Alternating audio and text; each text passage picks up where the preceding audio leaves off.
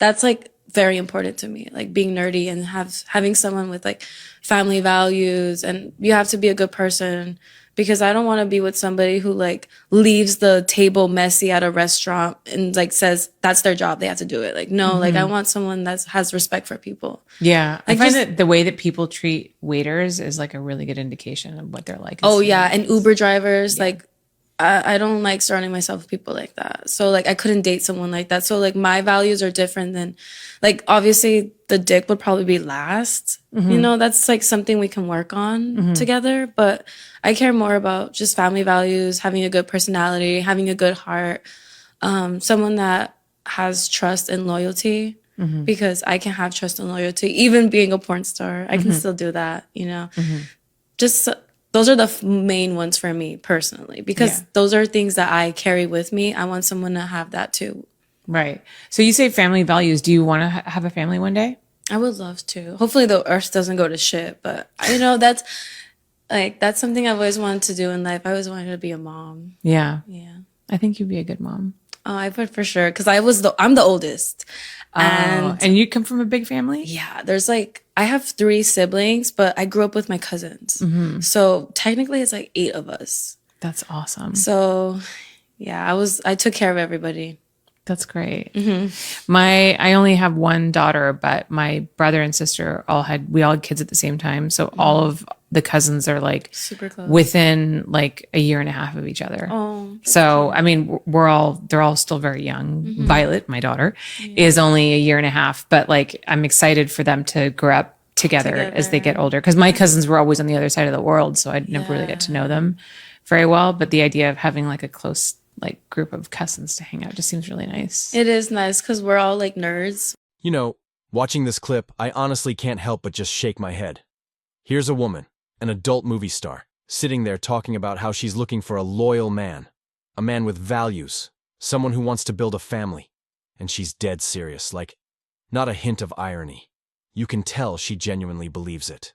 This is the absolute peak of modern female delusion. You've built your entire livelihood on selling access to your body. You've made yourself publicly available to millions of men. And then you turn around and ask, where are all the good men? Where are the loyal, high-value men who'll build a future with me? It's crazy. You can't live a lifestyle that spits in the face of traditional family values and then expect to attract the type of man who actually lives by those values. Because here's the uncomfortable truth nobody wants to say out loud. Loyal men want loyal women. Men who want a family want a woman who actually respects the sanctity of intimacy. And no matter how much society tries to push sex positivity or body autonomy, the reality is, men are biologically wired to value exclusivity in the women they invest in. Not just physical exclusivity, emotional, spiritual, lifestyle exclusivity. You can't be public domain and expect private treatment. And it's not even just about the number of partners. It's about what you represent. If your name is attached to an industry that commodifies intimacy, it sends a clear message about your relationship with loyalty, modesty, and self-respect. How can a man take you seriously as the future mother of his children when everyone has seen what's supposed to be private? But the crazy part is, women like this don't see it. They've been told by feminism, by pop culture, by simps in their DMs, that it doesn't matter. That they can make choices without consequences. That their future husband should accept their past and love them for who they are. Yeah, good luck with that. Because here's the harsh reality. Men are the gatekeepers of commitment. Women control sex, men control relationships. And the kind of man she's describing, loyal, masculine, traditional, family first, isn't picking from the pool of women who spent their 20s selling themselves to OnlyFans and porn sites. He's looking for the woman who valued herself enough to say no, the woman who protected her body, her dignity, and her reputation, the woman who actually lived the kind of life that builds strong families. This is the tragic outcome of modern delusion. Women have been told they can do whatever they want and still have whatever they want, but real life doesn't work that way. Actions have consequences. Choices close doors. And when it comes to family and loyalty, men are absolutely allowed to be choosy. And if that sounds unfair, too bad. Reality doesn't owe you fairness. At the end of the day, you can't be shocked that the men you want don't want you back. I am learning that I need somebody who can, for the lack of better words, put me in my place. Yes, exactly. That's what I was going to say. Put me in my place. Yeah. That's exactly it. And it doesn't mean, he's going to come home and beat me, because I think that's where people's minds go to, but he needs to have very strong boundaries. Yes. Because I find a lot of Western men don't have strong boundaries. Yes. So it's just like, whatever you say goes, and I can't have that, because I know myself, I will lose respect for you. If you can't say no to me, 100%. I will lose respect. Oh man, where do I even start with this one? So let me get this straight. You want to be such a consistent pain in the ass that you need a man who can put you in your place on a regular basis. Like you're a faulty smoke alarm that needs the batteries slapped around every 3 months? This is the relationship dream now? This is where we're at? You're not looking for a husband. You're looking for a full-time maintenance technician. Someone who can service your attitude issues and recalibrate your emotional dysfunction every time you decide to spin out of control. And the best part? The absolute chef's kiss here? You expect him to do all this while tiptoeing around a society that's been brainwashed by the Me Too movement into thinking that a man raising his voice at a woman is the equivalent of domestic terrorism. Make it make sense. You want a dude to check you when you're acting out, but God forbid he checks you a little too firmly. Now you're on TikTok crying about your abusive relationship and starting a GoFundMe for therapy sessions because he told you to shut up and sit down. Incredible. Truly inspiring behavior. Listen, any man with 2 brain cells left to rub together isn't signing up for this. Nobody's volunteering for the discipline your bratty girlfriend package. That's not love. That's a hostage situation. And let's be real. Every dude in 2025 knows that no matter how much a woman claims she wants a dominant man, the second he exercises dominance in a way she doesn't like, the second she doesn't feel validated, it's game over.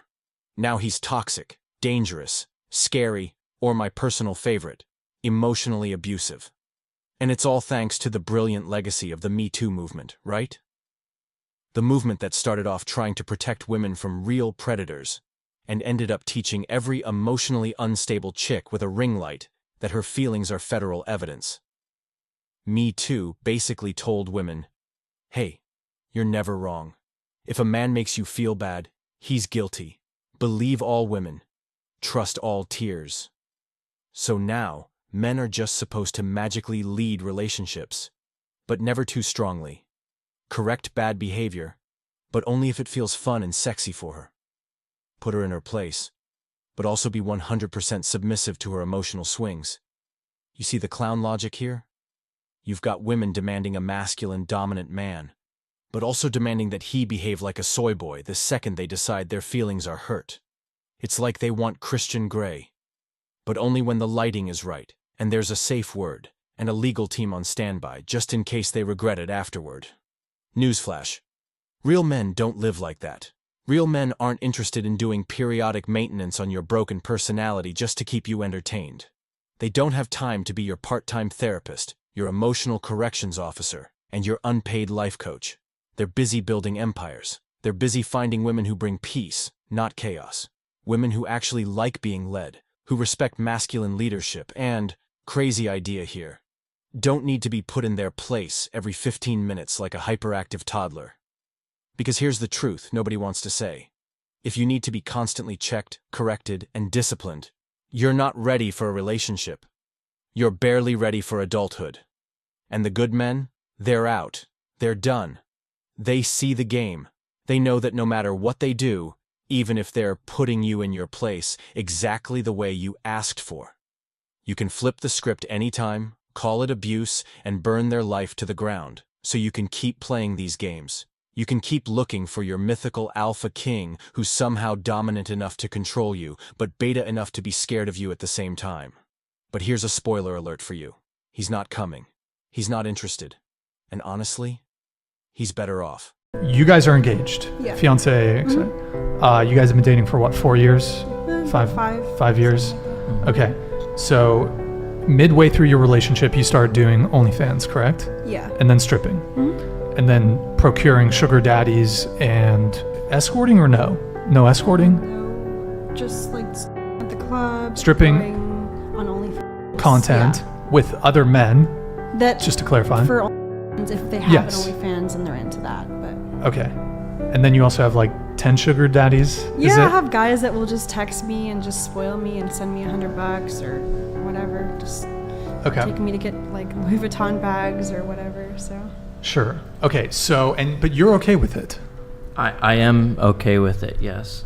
This right here is the exact blueprint for why masculinity is dying, and why all men are starting to look like monsters in the public eye. You're watching a man fully emasculated, engaged to a woman whose lifestyle is rooted in selling herself to the highest bidder online, and instead of setting standards, protecting her, or protecting himself, he's applauding her descent into self-destruction. He thinks he's being supportive, but really, he's being complicit. Let's make something absolutely clear. A man who refuses to lead, refuses to guide, and refuses to protect a woman from her worst instincts isn't just a coward. He's an accomplice to her downfall. And it doesn't end there. Men like this create the perfect environment for predatory men to thrive. When the good men are too spineless to say, "This is unacceptable," the predators step into the vacuum. They see a whole generation of women without boundaries, without protection, without leadership, and they exploit it. They abuse it.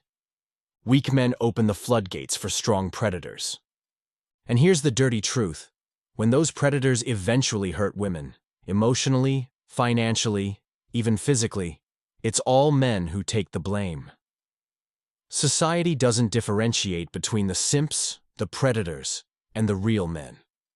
We all get painted with the same brush.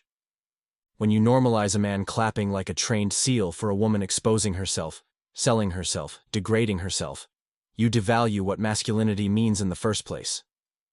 You erase the very concept of standards, of protection, of responsibility. And when women no longer expect strength, real leadership, or real discipline from men, they become vulnerable. They fall into the hands of the worst types of men. The men who don't care about them. The men who only see them as tools. The men who will chew them up and spit them out without a second thought. And guess what? The media, the culture, the courts, they won't blame those individual predators. They'll blame men. All men. Because when the good men refuse to be men, the bad men take over. This isn't just about him being a weak fiancé. It's about the larger disease he's feeding. The death of masculine protection. And once masculine protection dies, women become prey, and the men who would have defended them are the ones society starts to hate. Let me make it brutally simple. You do not protect a woman by encouraging her to destroy herself. You do not love a woman by removing all standards, and you do not serve your gender by clapping for dysfunction. You protect women by being willing to lose them over your principles. You protect women by giving them the thing they secretly crave but are too prideful to ask for. Structure, discipline, strength. And you protect the reputation of men by being the living proof that masculinity isn't predatory. It's principled. The man in this video isn't just embarrassing himself. He's giving the enemies of masculinity one more weapon to use against all of us. He's not harmless, he's dangerous, not because he's too strong, but because he's too weak. And if we want to rebuild any sense of pride in being a man, we have to stop celebrating weakness, stop rewarding dysfunction, and start demanding better from ourselves and from the women we claim to love. Because enabling chaos doesn't make you a man. It makes you part of the problem.